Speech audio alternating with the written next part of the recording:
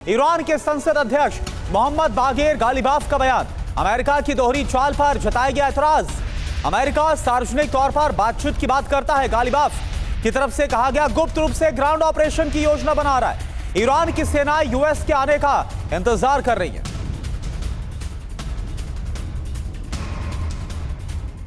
और ईरान की आशंका को एक अमेरिकी अधिकारी के बयान से बल मिल गया है। जिस तरीके से ईरान की आशंका थी, अब उसे अमेरिकी अधिकारी के बयान के बाद बल मिला। वो इसलिए क्योंकि ईरान में अगले सप्ताह एक ग्राउंड ऑपरेशन की तैयारी है।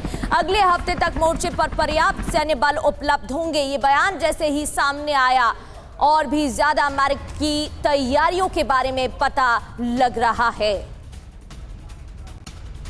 और एक और बड़ी खबर, सेंट्रल तेल अवीव में ईरानी मिसाइल गिरी। रिहायशी इलाकों पर ईरान ने हमले को अंजाम दिया। हमले में कई गाड़ियों में लग गई आग।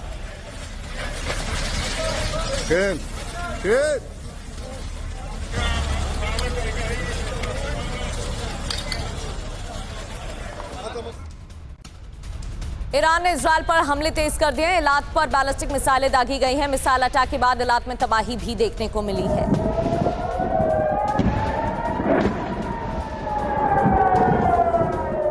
और देखिए, अमेरिकी नागरिकों को इराक छोड़ने की एडवाइजरी जारी की गई है। इंडिकेशन साफ है, जो युद्ध है वॉर विध्वंसक होने वाला है। अमेरिकी यूनिवर्सिटीज को निशाना बनाया जा सकता है ईरान की तरफ से। यही वजह है कि यह एडवाइजरी जारी की गई है। जितना जल्दी हो सके उतना जल्दी अब छोड़ दिया जाए इस इलाके को। इराक में अमेरिकी एडवाइजरी।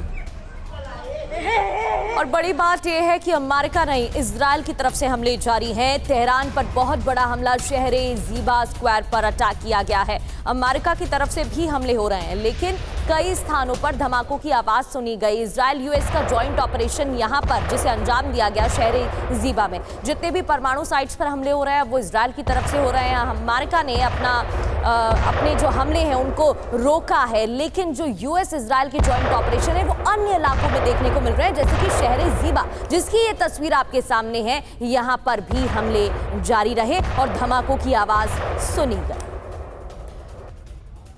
और एक और बड़ी खबर, इजरायल पर ईरान का मिसाइल से हमला। तेल अवीव में मिसाइल हमले के बाद मची तबाही। इजरायल पर मिसाइल अटैक। ये देखिए आप तेल अवीव की तस्वीर आपकी। ये देखिए आप कैसे ये जो ऊंची ऊंची इमारतें हैं वहां पर जाकर मिसाइल गिरी।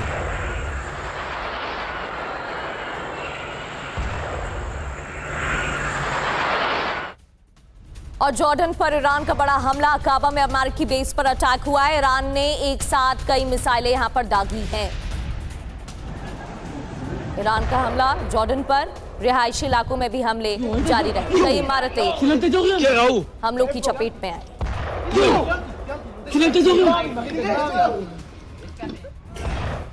और एक और बड़ी खबर, इजरायल के हमलों के बाद दहल गया ईरान। तेहरान में कई इलाकों पर हमला हुआ। मेहराबाद हवाई अड्डे के पास धमाका हुआ।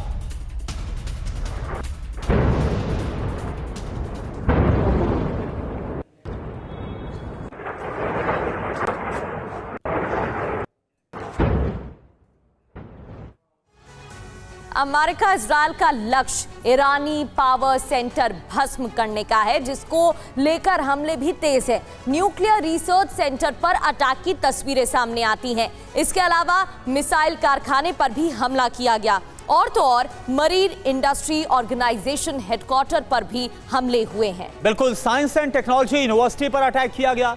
युद्धपोत निर्माण सेंटर पर हमला किया गया। IRGC के तेल डिपो पर हमले को अंजाम दिया गया। मकसद क्या है?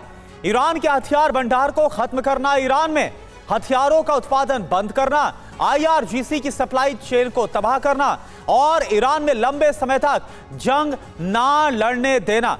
ये अपने आप में जो स्ट्रेटेजी है वो साफ तौर पर नजर आती है। यूएस राठौर सर, सवाल मेरा आपसे यह है, एक बात बताइए कि अभी गालिबाफ की उस बयान का मैं जिक्र करना चाहूंगा जिसमें वो ये बोल रहे हैं कि खुले तौर पर डोनाल्ड ट्रंप तो बातचीत की बात करते हैं, लेकिन पर्दे के पीछे वो ग्राउंड ऑपरेशन शुरू करने वाले हैं। आज 31वां दिन है, आपको क्या आसार नजर आ रहे हैं?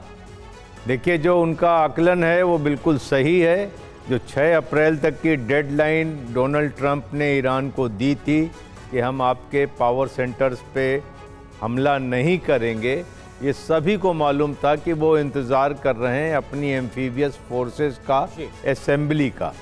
तो ईरान को भी ये बात समझ में आ रही है कि कहीं भी इस तरीके का सीज़ फायर नहीं होता है कि अमेरिका हमला नहीं कर रहा है, इजराइल हमला कर रहा है, ईरान उसका जवाब दे रहा है। तो ये किस तरीके की सीज़ फायर है, जबकि अमेरिका और इजराइल दोनों ने एक साथ युद्ध शुरू किया था।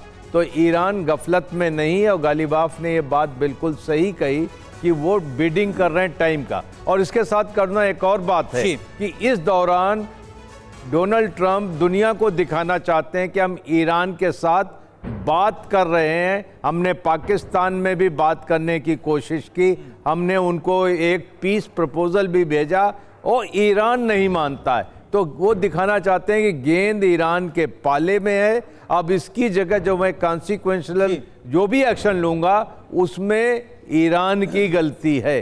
तो जो स्ट्रेट ऑफ हॉर्मुज या पर्शियन गल्फ में जहां भी अब ऑपरेशन होगा तो वो जस्टिफाई कर सकते हैं कि ईरान की हठधर्मिता से, एग्रेसिवनेस की वजह से हमको ये एक्शन लेने पे मजबूर होना पड़ा।